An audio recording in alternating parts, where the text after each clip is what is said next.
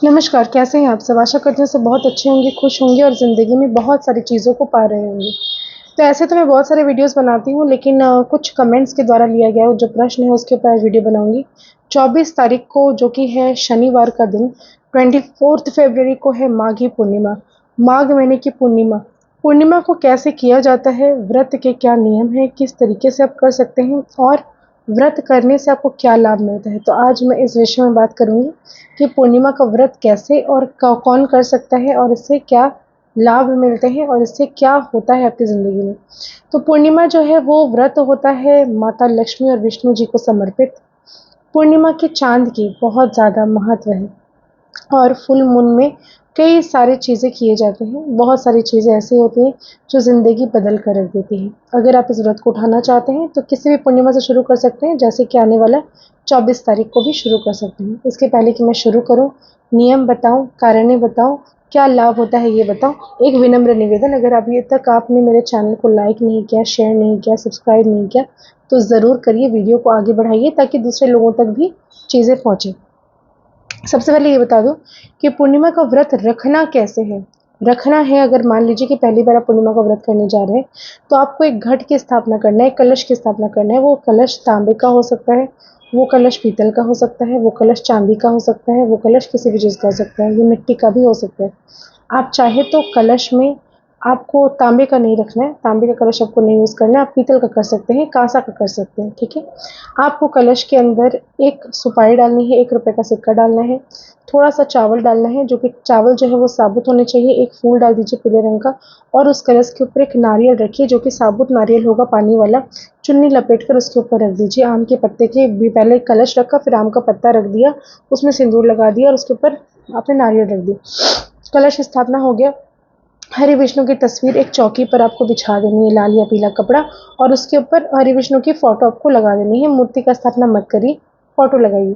और आपको वहाँ पर 5 तरह के फल ले लीजिए, जो कि पीला भी हो सकता है, पीला हो तो ज़्यादा अच्छा है। कोई भी फल हो, केला उनको अति प्रिय है, केला ले लीजिए। पंजरी आपको खुद से बनानी होगी, या तो आप सूजी का बना सकते हैं या तो आप आटा का बना सकते हैं। और पंजरी में आपको केले को काट कर डाल देना है, उसमें 5 मेवा, जो कि बाज़ार में ईज़िली मिल जाता है, 5 तरह का मेवा आप उसमें ले लीजिए। लेकर पंजरी को चढ़ाइए, पीले रंग के फूल उनको अर्पित करिए, पीले वस्त्र उनको अर्पित करिए, पीले रंग की चुनरी उनको ओढ़ाइए। इसके अलावा आपको संकल्प करनी है अपने हाथों में पान और सुपारी को लेकर। आप जो चाहते हैं अपनी इच्छा बोलिएगा कि जो भी आपकी, आप किस लिए पूर्णिमा का व्रत उठा रहे हैं, तो कोई मनोकामना अगर पर्टिकुलर है तो वो बोलकर पान और पत्ते को रख दीजिए। कहिए कि मैं पूरे साल पूर्णिमा का व्रत रखूंगी या रखूंगा, बोलकर उस पान के पत्ते को विष्णु जी के चरणों में रख दीजिए। दूसरी चीज़ ये कि अगर आपके घर पर किसी तरह से सूतक पातक है या महिलाओं को पीरियड्स है तो इसमें आपको ये काम नहीं करना है, कोई दिक्कत नहीं है, आप उसके बाद कंटिन्यू कर सकते हैं। तुलसी की माला विष्णु जी को अति प्रिय है, तुलसी ज़रूर उनको चढ़ाइए। तुलसी नए खरीद कर भी उस दिन घर पर लाकर आप रख सकते हैं विष्णु जी के पास में। पूजा हो जाने के बाद उसे या तो आप अपने घर पर लगा दीजिए, या फिर आपके घर पे जगह नहीं है उस तरह से तो आप उसको हर पूर्णिमा में नया तुलसी खरीदिए और खरीद कर किसी मंदिर में दान देकर चले। इस तरह से आपके पास से एक हर महीने में तुलसी का दान होता चला जाएगा। इसके अलावा अगर कुछ लोग अगर बीमार हैं, आपके अंदर इतनी शक्ति नहीं है कि आप उपवास कर सकें, प्रेशर है, शुगर है, दवाई खाना पड़ता है, तो कोई दिक्कत नहीं, आराम से खाइए। ऐसे तो जो स्वस्थ हैं वो एक समय का खाना खा सकते हैं चंद्रमा को रात को अर्घ देने के बाद। लेकिन जो व्यक्ति तबीयत ठीक नहीं है, आप चाहे तो दोपहर को भी भोजन कर सकते हैं, लेकिन याद रखिए सुबह पहले पूजा कर लीजिए, उसके बाद ही भोजन खाइए। और उसमें आपको एक चीज़ और याद रखना है कि आप जब भी भोजन खा भी लेते हैं तो भी आपको चंद्रमा को अर्घ देना नहीं भूलना। चांदी के अगर आपके पास कलश है, नहीं है तो चांदी का कोई भी बर्तन है, नहीं है तो कोई बात नहीं, स्टील के बर्तन में कच्चा दूध से चंद्रमा को ओम चंद चंद्राय नमः कहकर अर्घ दीजिए और चांद की रोशनी में थोड़ी देर खड़े होकर अपनी विशेष जो आप चाहते हैं ज़िंदगी में उसको बोलिए। इससे क्या होगा, चीज़ें एक्टिवेट हो जाएगी। आपको पंचरामित पंचामृत बनाना नहीं भूलना है। पंचामृत को बनाने के लिए 5 चीज़ों की आवश्यकता होती है। उसमें आप यूज़ कर सकते हैं शहद को, दूध को, दही को और घी को और चीनी को। एक एक मुट्ठी ले लीजिए और पंचामृत बना के ज़रूर आज के दिन पीना चाहिए। ज़रूर अपने घर पर चारों ओर थोड़ा थोड़ा करके छिड़कना भी चाहिए। इससे आपको नए रास्ते मिलेंगे, जीवन में अच्छी चीज़ें घटित होना शुरू हो जाएगी।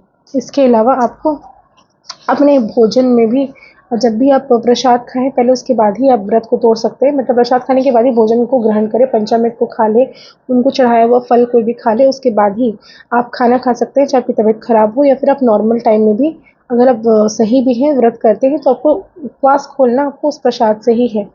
इसके अलावा आपको अगर संडे के दिन अगर कभी पूर्णिमा पड़ जाती है, तो उस दिन आपको तुलसी को नहीं छूना है, तुलसी को नहीं लाना है। पहले से कुछ तुलसी के पत्ते आप अलग करके रख लें और उस दिन आप उसका प्रयोग करें। उस दिन आपको तुलसी के वृक्ष को, पौधे को हाथ नहीं लगाना है। कोशिश करें कि पूर्णिमा वाले दिन पीला या फिर सफ़ेद रंग के कपड़े ही धारण करने के लिए कोशिश करें कि शैम्पू उस दिन ज़रूर कर लें। अगर वो बृहस्पतिवार है, तो आपको थोड़ी-सी तुलसी की मिट्टी लेके अपने सर पे लगा के ऊपर से धो लेना चाहिए। गंगा जल का छिड़काव पूरे घर पर करें। खुद भी नहाने वाले पानी में थोड़ा-सा गंगा जल छींट कर देकर नहाएँ और आपको अपने आप को शुद्ध रखना है। कोशिश करना है कि घर पे लड़ाई, झगड़ा, किसी भी तरह का क्लेश, बाधा ना हो, शांति-शांति हो जाए।